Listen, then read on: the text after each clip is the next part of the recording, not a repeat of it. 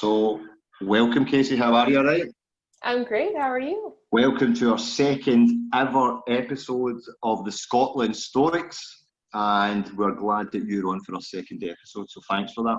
Oh, thank you. Before you introduce yourself and tell us a wee bit who you are, where you come from, what you kind of do, I'm just going to put a couple of shout outs to a couple of friends who are listening to my last episode of the podcast. One of them particularly picked up in my strong Scottish accent and says that my use of grammar was not the best. Yeah, he says the English language. I says to him, in fairness, I said, my friend Vincent, you know who you are, you'll hear this at a later date. I said to Vincent, I'm from Scotland. Our use of the English language has never been the best. You know what I mean? There's lots of I's and no's and me going a lot. So I'll try not to do that as much tonight, Kasey. That's all right. You know, I just discovered on YouTube that there's an entire educational video explaining how even just the Scottish dialect is in and of itself a whole nother language. It's most definitely another language. Yeah, it's a bit. How it talk, leading us on to that question, how are you getting on with your Scottish slang? I think I'm doing pretty well. Would you like to give the listeners an interpretation of your Scottish accent? Oh my God. So I didn't tell you I was going to put you on the spot list, did I? You know, that's all right. That's all right. What's one of my favorite Braveheart quotes? We'll go with that. Okay. So, you're so concerned with squabbling from the scraps of Longshank's table when you've missed your God-given right to something better. That's the best I can do. It's not bad. I'll give you that. I'll give a wee bit to work on, but it's just like my English language. It's got a wee bit to work on too. So, you know, and I'm 40-year-old now, so I'll probably get a bit of move on to work on it, you know. I'm like the hillbilly knockoff version of a Scottish person. yeah. We've got the equivalent over here called the Ned. He's very colourful character. I'll speak to you about that in a later episode. Okay. Okay. Right. Without further ado, what we do here in the Scotland Stoics podcast is we try and do things slightly different, Kasey. We like to get to know our guests first before we start talking about our obviously love for Stoicism and how we get involved with it and so forth. So, if you could give us a brief introduction of who you are and where you come from, please. Oh, yeah. So my name is Kasey Pierce. I am a creator and flagship writer for SourcePoint Press. And SourcePoint Press is the third largest independent publisher of comics and graphic novels in the world. I'm very proud to say that. I'm also CEO of Red Pen Media, which is an editing company. So I do editing, copywriting, and even one-on-one creative advising. And I write the movie option sci-fi series Nora, which you saw in your local comic shop the other day. And that's what I'm most known for. Since then, I have published Viking witch series Cirrus, which is sort of Norse mythology meets the craft. And those you can find in your local comic shop as well. But yeah, so I do a little bit of everything. Yeah, that's excellent, Kasey. I seen from a little bit of research that I did into you. Is it you're from the Detroit area? Yep. Yes, Metro Detroit. Now, I know there might be some people from Detroit listening that are like, girl, you didn't grow up in Detroit. We say that because it's like the nearest major city. So I'm actually 15 minutes north. Okay, that's excellent. Well, that's lead on to the next question. So obviously being close to Detroit, so that's close enough for me. Detroit is a city known for obviously its automobiles and so forth, but it also has a vast musical culture. So we've got the likes of Eminem, Aretha Franklin, Stevie Wonder, the White Stripes, to name but a few. What was your musical influences growing up? Growing up, I listened to a lot of Motown because, you know, my parents were always listening to the oldies station. So, and funny enough, what my ear sort of gravitated to was from the British invasion, which was, you know, the mid-60s mod rock. And I listened to, you know,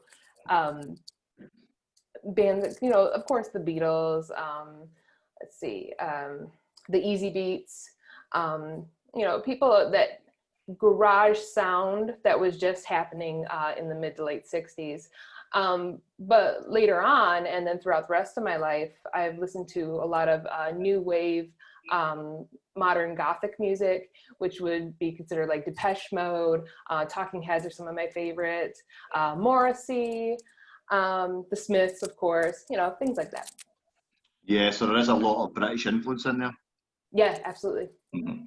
Some really good bands there, and that you were saying. Right, so also I need to ask you, how was your schooling and growing up? Was it okay? Yeah, I always say I went to a lot of schools because I didn't know what I really wanted to do. So most people, you know, when they receive creative advising or counseling from me, they assume that I have this English major or that I have a bachelor's in sales. And I always tell people, and it's very inspiring, that listen, I'm working class too. I started as a massage therapist, you know, way far removed from this industry where most of my peers were and colleagues were English professors. You know, I was nowhere near that. I'm just somebody who was like, you know what, I'm going to learn how to do this, and I'm still doing it. No, that's excellent. Talking about professors, that just led me on to something one of my other listeners was saying to me. He was talking about, obviously, Massimo was on last week. Yeah, and what I he did. said, yeah, did you listen to the episode? So he says to me, he says, how come an idiot like you got to speak to such a man of renowned education? I says, I don't know. I think it was called amore. I think Nietzsche calls it amore fati, love of one's fate. Because that's the only explanation I could give him, because sometimes I need to punch myself as well. Yeah, me too. I was like, you know, I have a movie option sci-fi series. I've traveled, you know, I've sold out in the United States, Canada, and overseas. I've been to Dublin twice. You know, I've given my a seminar in Dublin as well, very well received. And I'm just like, wow, you know, and I just started as a massage therapist. I'm just so blessed every day that I get to do what I do, and I did it on my own terms. Yeah, I think it's remarkable, isn't it? Which is obviously, we'll talk a wee bit later on about how Stoicism enhances that stuff, but we'll get to that in due course, okay? The next question, so what was your interest at school? Because obviously we spoke about school and that there, but what was your interest? Was it art at the time, or was that a later development? Are you talking about Stoicism or comics? No, just in general when you're at school.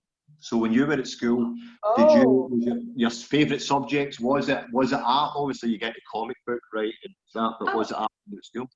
Yeah, English was one of my favorite classes. I was vice president of drama club. So anything that, you know, lent itself to the arts was sort of my bag.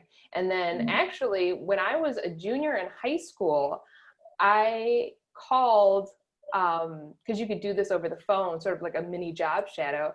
I found Meatloaf's tour manager's phone number because I wanted to be a band tour manager for the longest time because I wanted to travel. And his first question was, how did you get this number? I said, well, it's online.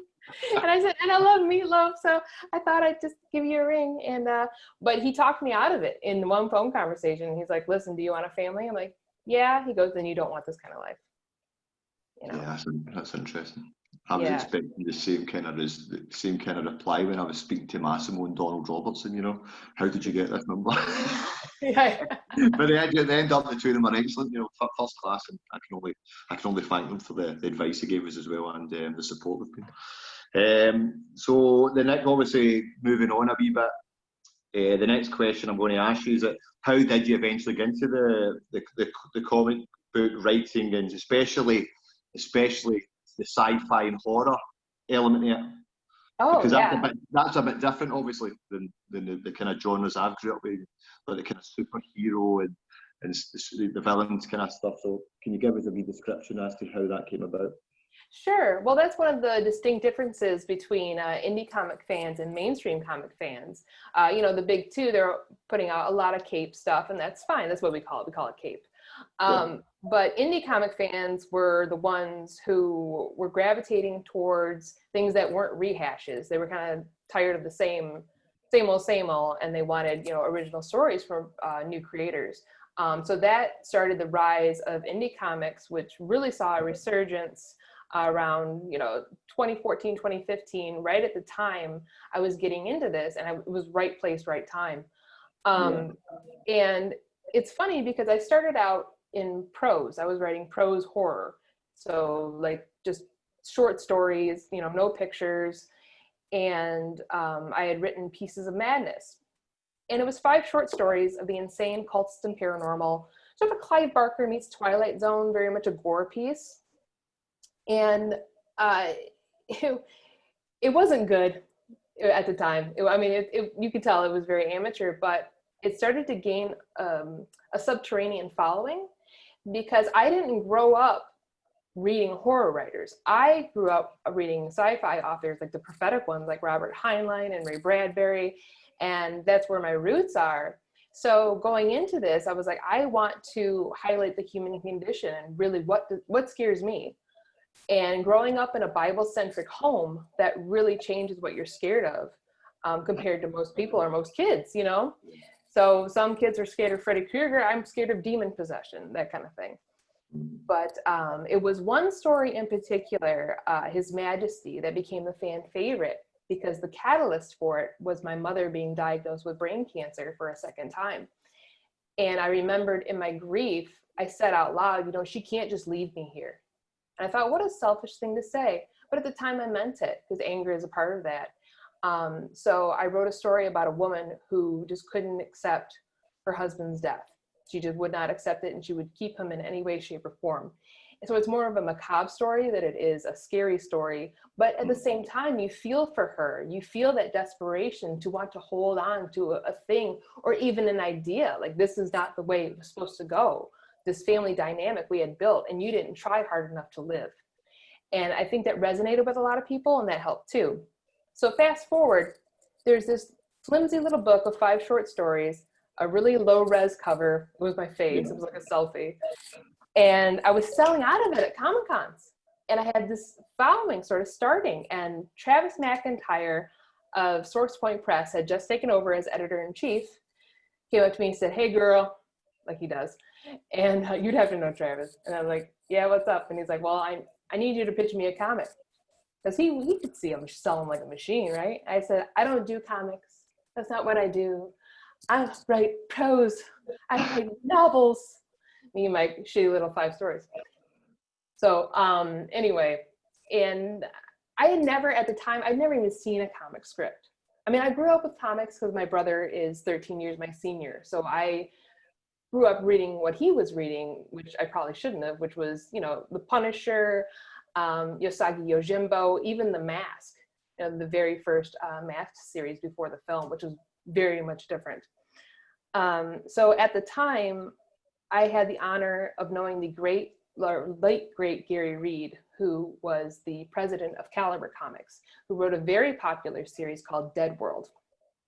And I had a chance to peek at a Dead World script, and I'm looking at it, and I'm like, oh, so this is kind of like a movie, right? So I wrote it cinematically, and that's why Nora issue 1, the very first issue, is such a slow burn, because to me, it was like the first 10 minutes of a film. But it was good that I started that way because it played thematically and cinematically and lent itself to a film, and it eventually did become film optioned. And through a long string of editors and really just shutting up and listening, I learned so much, and I am 3 times the writer now than I was then, and that was just 5 years ago. And that's part of why I became an editor, because to me, it shaped who I was. It shaped my career. It carved out my voice. And I really wanted to get out there and educate more people and show them that an editor is here to look for windows of opportunity to enhance your story, enhance your brand. They're not the enemy. We're not here to change anything. We're here to just turn it up a little. That's really interesting. And I like the idea how you say that it was quite amateurish and you were learning on the job, you know. Mm-hmm. And currently that's what I'm doing right now. Like podcasts, we're going to get better and better each week, Kasey. You know what I mean? Yes. I mean, we just got to get out there and do it. You just got to get out there and do it. That's the only way you're going to learn. Yeah, I think so too. And I think you need to start somewhere. So I think that was really quite inspiring for us. So thanks a lot for that. Thank you. It's like if you can tread water, you can swim. So you might as well just jump in. No, thanks. I think that's quite inspiring. Thanks. Can I ask a question about, so what makes a good horror novel, and how does that differ from like, a superhero novel? A good horror novel? Yeah, good. So so what would be the differences between a good horror novel to say a contrast to a good superhero novel? So a good horror novel or a good horror story Yeah. focuses on the uncanny. Okay. So you can put scary imagery anywhere and have not scare anyone. Like let's say for instance, you go and see a horror film and you go and you have a laugh and then you leave feeling relatively safe about your own world, about your own reality, then that horror really did not affect you. It wasn't a great story. It's when something is a little bit off and your whole reality is changed and it has you feeling like the crazy one. Anything, gosh, what's his name? There's somebody David Lynch is the master Yeah. of this. If you watch his films, it's just the weird quirks that you're like, huh? And then it has you feeling like you're afraid of the world around you and it sticks with you. That's good horror. I think the experience I had with that was the film The Mothman Prophecies. When Oh God. I was I remember walking up the road after watching that film, and I was looking over my back constantly. You know, that was the kind of effect that had on me. So I get that. I get that. You know, that the power. Yeah, because you got reports from people worldwide, about this thing. Which, I mean, if we wanted to go against it and argue it, we could say, oh, well, that's the power of suggestion. Well, that's a really strong power of suggestion. I think people would remember if they ran into the Mothman. Scary film, wasn't it? So no, that's fine. Thanks for answering that. I'm going to lead us on to now. See, it was 20 minutes in, so that's good. It's got for 20 minutes. So, introduction to Stoicism. Yeah, how did that come about? Talk a lot. I'll leave it with you. I always say that I was a Stoic and didn't know it. And I had just finished Eckhart Tolle's A New Earth. Yeah. I'm an Audible nut and I jog. So I kept seeing a suggestion for how to think like a Roman emperor. I'm like, you know what? That sounds pretty badass. I want to think like a Roman emperor. So I put it on and then I'm like, why did they get a Scottish dude to narrate this? Oh, wait a minute, that's the author. And so as I listened, I didn't realize that the first chapter would help me in my own grief because it opens with the death of Marcus Aurelius and his making peace with it and really highlighting that everything is impermanent. Through that graceful acceptance would help me in my grieving the situation with my mother right now who has Alzheimer's. And it's hard because, I'm 35 and I'm not young, but I'm not old either. And that is a strange time. It's weird to relate to somebody that's in their 60s. Like my mother has Alzheimer's, but my mom's been through a lot of stuff. And it really, really helped me cope. Just that first chapter alone, I remember afterwards just being in tears. And I was like, I need to send him, the author, a thank you just based on that first chapter. But as I listened on, I even stopped in the middle of my jog and thought, I've always been this way, but I called it being a mercenary. It's either this or that. It made decisions easier for me. And I don't know if that comes from being the child of somebody who's a veteran, but my dad's very much like that too. Sort of desaturate everything and just say, it's not that big of a deal. Just make the decision. You're going to be fine regardless, even if you think it was the wrong decision. In the grand scheme of things, you're going to be okay. 9 times out of 10, it's not life or death. No, I think that's true. That's kind of leading me on to my next question. So, obviously, I read a couple of your articles that are on Medium, and especially, I actually shared the one on impermanence and death. It's on my Facebook. So thank you. It was a really, really, really good article. So, how has Stoicism helped with your outlook on life, but also with death? It taught me to really not to take life so seriously. I mean, and that life is so short.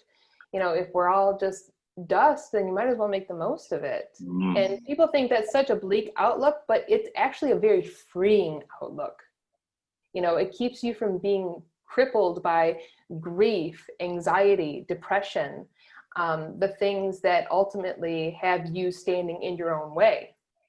And which was great after, you know, from reading Eckhart Tolle's work, you know, he talks about isolating the ego, that the mind is not necessarily your friend. That really overlaps a lot with Stoicism. So I'm glad that I listened to the two back to back.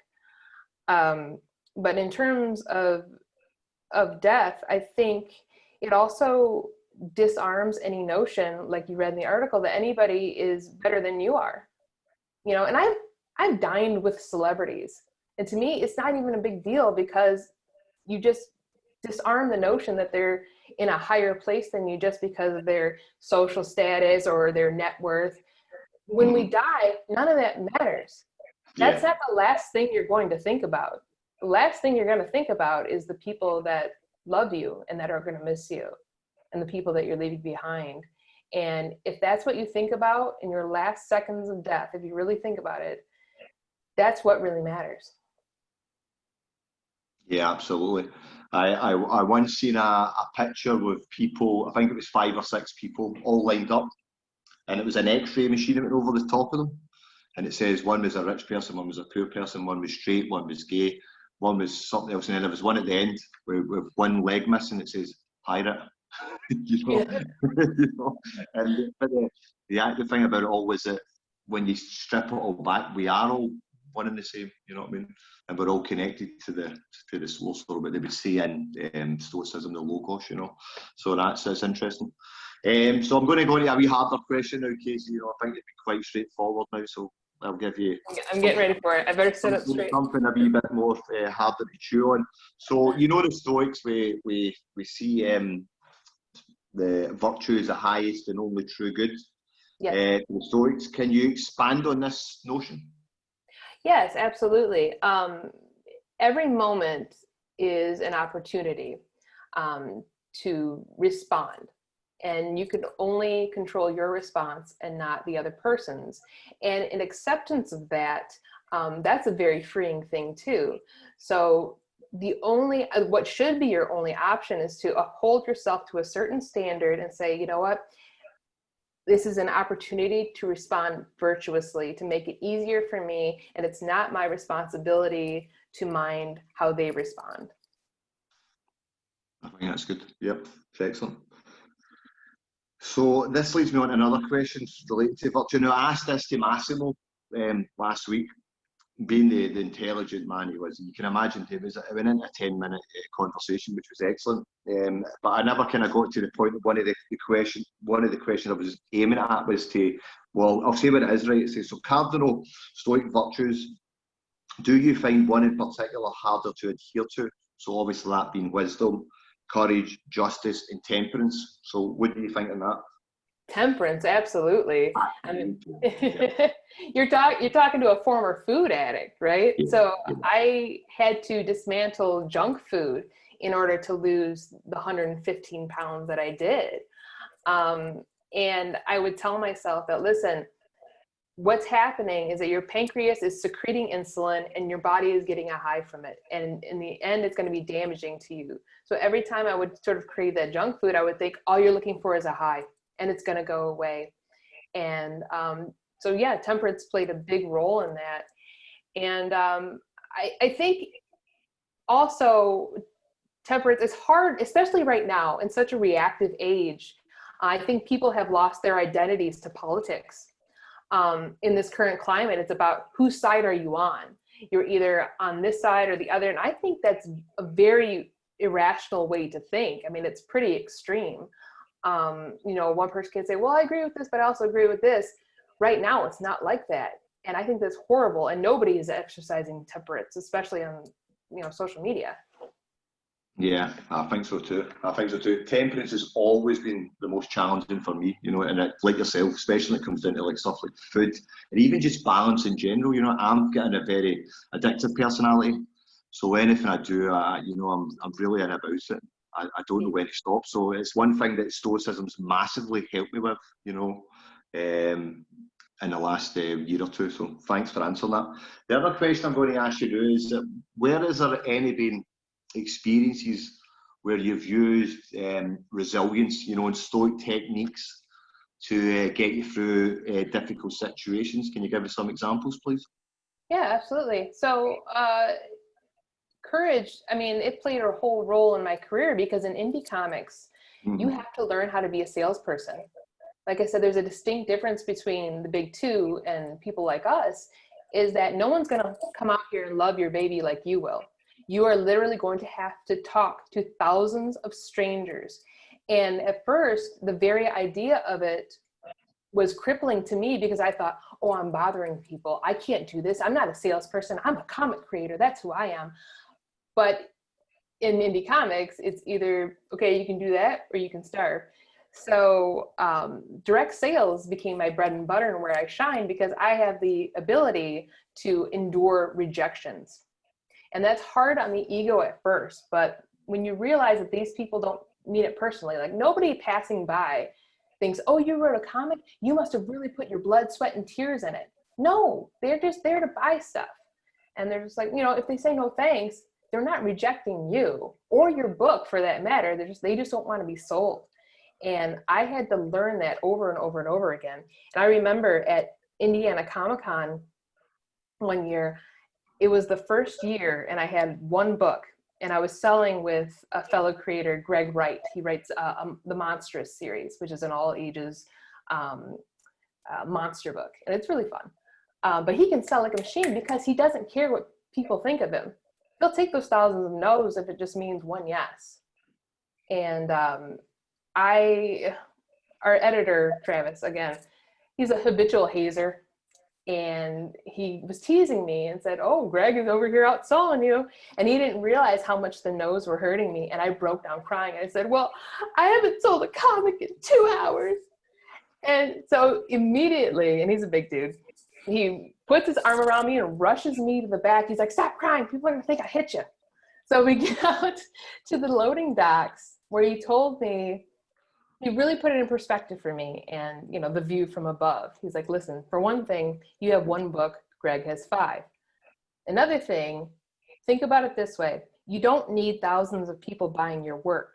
You need the right 500 to follow you. And if you don't genuinely engage with these people, they're not going to find you. And I really, from that day on, I was like, you know what? He's right. I don't want customers because customers come and go. I need a following, whether they buy my book or not, to give them a card, to genuinely engage, to make an impact. They'll remember me. And I have fans that never even bought the Nora series, but later on down the line, they bought Sirius because they loved heavy metal. Like that's their bag. You're not going to be everybody's cup of tea, but it's dismantling people even too. Like even the people that said no, I'm like, I'll never see these people again. What does it matter? So, but yeah, that helped a lot. That's just one of the things, but if we're talking about my career, that's getting over the fear of people and the fear of rejection, and just getting out there. I always say, lose your mind to find yourself. Just get out there and make a fool of yourself. I'm on it, and I'm great at it. No, that's excellent. I think for myself, I was saying to you, what stuff I use that helps me to build resilience is my fitness. I do a lot of running, as I spoke to you about previously, and I do a lot of cold water exposure. Is there stuff like that you do yourself? I heard you speaking about a wee bit about running earlier on. Yeah. Do you do stuff like that yourself? Yes. So I try to challenge myself every day. I do a lot of weight training. Mm-hmm. But I've never been much of a runner, but I'm trying to be better. So I'll give myself, a landmark to sprint to. And then I'm like, well, you made it this far, you might as well go a little bit farther. It's not going to kill you. Mm-hmm. And your body will adapt, so long as you go slowly. But also, building emotional resilience, like having the courage to walk into a gym, weighing 300 pounds and, amongst people who are all fit, I went to a gym that was what Planet Fitness would call full of lunkheads. But really, that's something we make up in our own mind, that these people are judging you. They're not there to judge you, they're there to work out. But in the end, those people became my big supporters because they got to watch me drop all this weight. And, you know, that was a really cool thing, you know. And I think that after you lose a massive amount of weight like that, it just starts momentum going, because that was one of the biggest resilience builders for me, was being able to do that. And I remember I had told you before, like I had written on the fridge like a goal, and I knew I needed to lose 100 pounds, but I put 90 because it was one less numeral. So I didn't psych myself out. So I would take it 10 pounds at a time. Yeah. And eventually I lost 115. 115. That's remarkable. That's remarkable. We've actually got a guy on tonight on this live chat now, who does a lot of weights. Trust me, he's like, he looks like Conan the Barbarian. You know, if his hair was not long, if his hair was long, he'd look more like Conan. Trust me. So he could probably give you some advice and all. No, that's fine. I think that most of the questions that was related to Stoicism, I've asked you for myself. What I'm going to do is I'm going to open up to the people who are on just now. I know Jared and I know that Colin's on. So if any's got a question to ask Kasey, can you come in and ask her just now? Just unmute yourself one at a time, please. Thank you.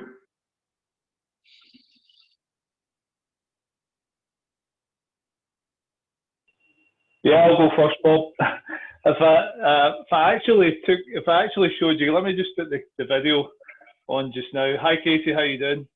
Hi, good. How are you? Look where I am. Hey, there's Conan. There's Conan.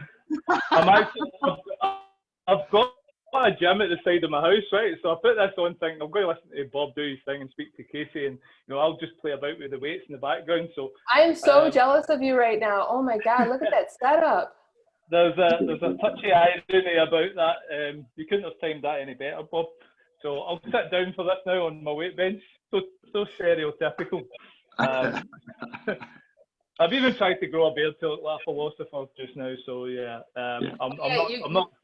You got to get the sandals, the long robes. Well, I think I've got a poncho or a kind of robe somewhere here, so I'll just wander about the streets and kind of, You got to start somewhere. Find my Stoic stone and just set myself up there. Yeah, so I suppose I've got a question in a sense. I've been doing the last 4 months with the lockdown and the COVID and everything that's been going on worldwide, Kasey, and in the UK we did about 3-4 months of lockdown, so to speak, and it's allowed me to do a lot of reflection on past behaviours, where I've been, where I'm coming from, how I apply the Stoicism to it. So do you ever go back and look at other instances in your life where, I think I listened to your podcast you done, it was Modern Stoicism, and you said you were a Stoic before you knew it, or you're a Stoic and didn't know it. I think that was a quote you used.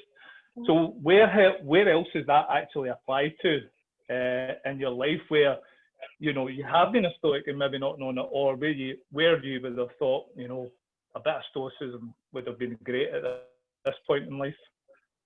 I think in terms of relationships, I had left men that I was still in love with for the sake of the bigger picture, because I wanted to do what was in both of our best interests. I knew that ultimately I was doing good, because mankind wants to do good, it wants to think good, and that's really what I was doing. I was having everyone's best interest at heart. Also, in terms of leadership, I'm in college right now. I'm getting my bachelor's in business, and I remember I was elected team leader for this project that we had, and it was a group project, because we're all in quarantine, right? So we can't get together. None of us knew anything about video editing, nothing like that. But I knew no matter what, we were going to do it, we were going to pull it off. And maybe I didn't know how at the time, but we were going to. And there was this woman on our team, God bless her, she's very neurotic, who was worried because I didn't know anything about video compression. And this was a large file. It was 1,000, whatever you call it. And we needed to shrink it down to 400. And she was like, oh my God, I hope we don't have problems uploading it. And she kept saying it over and over. And I said, listen, I'm not going to let that happen.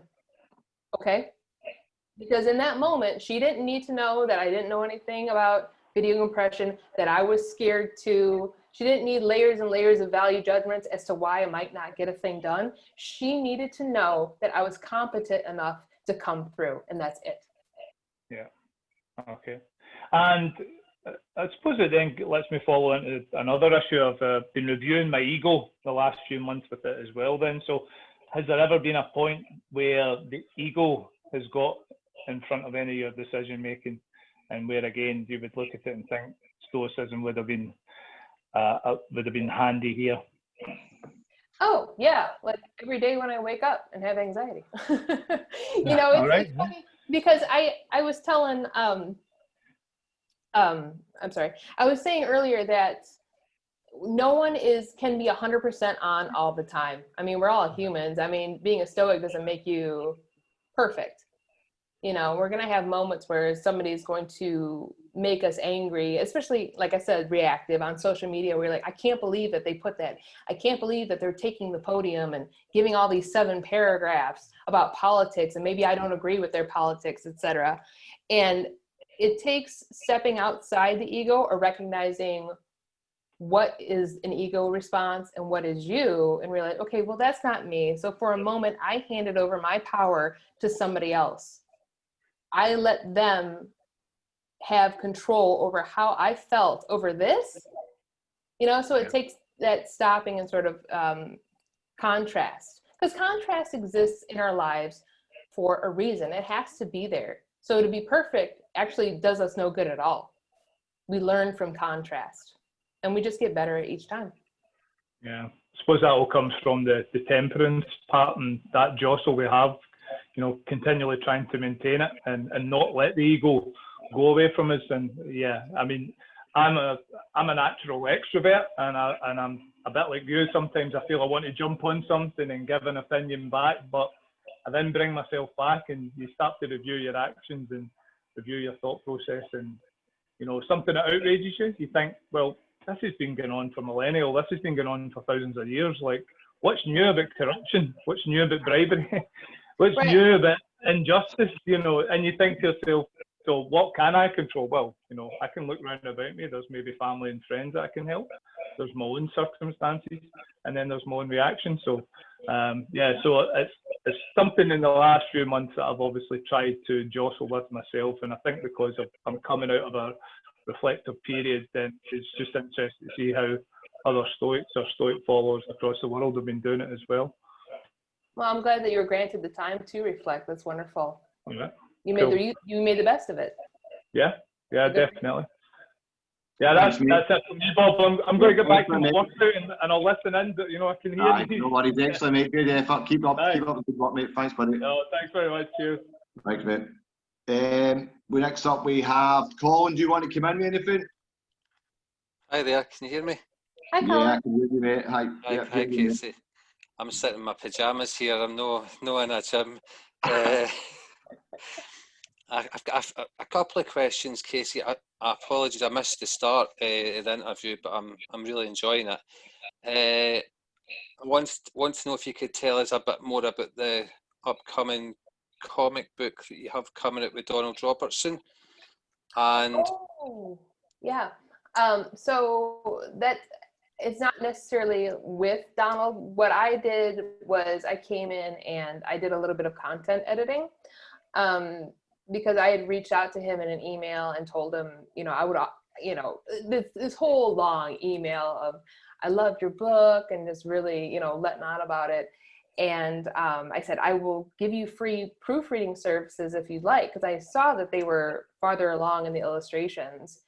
And he said, you know, he wanted my opinion on a page, whether or not it worked to induce horror, or was it, you know, inducing horror right, or provoking it. And I offered a little bit of, you know, suggestion here and there, and then he sent me a whole slew of chapters, and he was like, well, I trust your judgment. And so I gave a lot of, you know, as a friend, you know, I gave a lot of story content editing suggestions. But this is a gorgeous book. It's going to come out in one trade. It's a sweeping epic, absolutely gorgeous. It's really going to be a conversation starter about the life of Marcus Aurelius. So it goes without saying, like, if you're a fan of epics like Gladiator, you would really enjoy it. And the illustrator is fantastic. I mean, it's just, and there's these large panels, like these landscape shots that are just breathtaking. Like, reading the book is like watching a film. And that the release date for it, and people keep asking me, it's to be announced, but it should be maybe later this year or early next year. Great, thanks for that. I look forward to having a wee read of that. Another question: role models are quite big in Stoicism. I wondered if you have currently, who are your role models, and could you tell us what you get from those people, and maybe who's your favourite Stoic as well? Donald is definitely one of my favorite mentors. But you know, it's funny because I stopped to think about who is my favorite philosopher in Stoic philosophy. And I went through, you know, Zeno and Seneca was a strong contender. And it sounds kind of basic, but I stick with Marcus because my favorite part about Stoicism is the self-empowerment and being aware when you may be handing over your power to other people. And, you know, emotional resilience and being able to desaturate situations of any value judgment you place on them makes you damn near invincible. And I think Marcus really drives that home when he says, you know, choose not to be harmed and you won't be harmed. Don't feel harmed and you haven't been. It can only ruin your life if it ruins your character. Otherwise, it cannot harm you inside or out. So he reminds us that more often than not, we're our own worst enemy, that idiots with big mouths are distractions that cripple us from moving on to the next thing. And I'm somebody who's always asking, what's next? I would rather ask that than, you know, wallow in my present misery. And I think Marcus's words are really good for sort of driving that home. And I think that was his favorite part about Stoicism too. Great, thanks. And what about like current role models? Have you got anybody? You mentioned Donald, but is there any, what is it about Donald that inspires you? I think because his writings, he also focuses on those things, the self-empowerment part. And he wrote How to Think Like a Roman Emperor to cater to that self-improvement genre. But I think, gosh, if I'm trying to think of role models I admire in popular culture, and it's going to sound funny, but we look at someone like Dolly Parton, you know, who's been a country music musician for eons, you know, for 50 years. And not only that, but she's her own brand. She's her own corporation. She runs several businesses. And she's always got her nose to the grindstone. And I always say that there's a reason they put blinders on the racehorse. And she's definitely one of those people who just does it the way she does it. And she doesn't mind anybody else or compare herself. And she does it really well. I mean, nobody does it like she does. And plus, she's a great storyteller. I always see that she's the female Bob Seger. She's just really good at telling story. Thanks very much. Thanks for answering my questions. Sure. Well, Kasey, we're coming up the end of the podcast, but before we finish up, we need to find out where can anybody get a hold of you. All right. And find out about current material you're doing and so forth. Sure. So you can find me at facebook.com/CosmicKasey, both with K's. You can find me on Instagram at KCDWrites, not as in women's lib, but as in physical writing. Twitter, Cosmic Kasey, and then you can find Red Pen Media, my editing company, on Facebook as well. Excellent, Kasey. Thank you. Now, you did mention, I'll definitely finish up with this. You did mention earlier on that you visited Ireland twice. Yes, not that long. Right, well, you know what to do next then, Kasey, don't you? You just hop over the water, come and see us at the Scotland Stoics.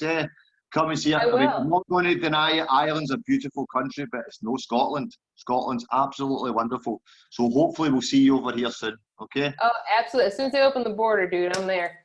That's it. That's what I'd like to hear, Kasey. Right, thank you very much for an excellent podcast tonight. Hope my English was a wee bit better than the last time, and I can only improve. So for all my listeners, tune in soon. We'll have a guest coming up in the next few weeks. So thank you very much, and thank you once again, Kasey. And I'll speak to you soon. Okay. Thank you. Thank you. Goodbye, everyone. Take care. Bye. Bye.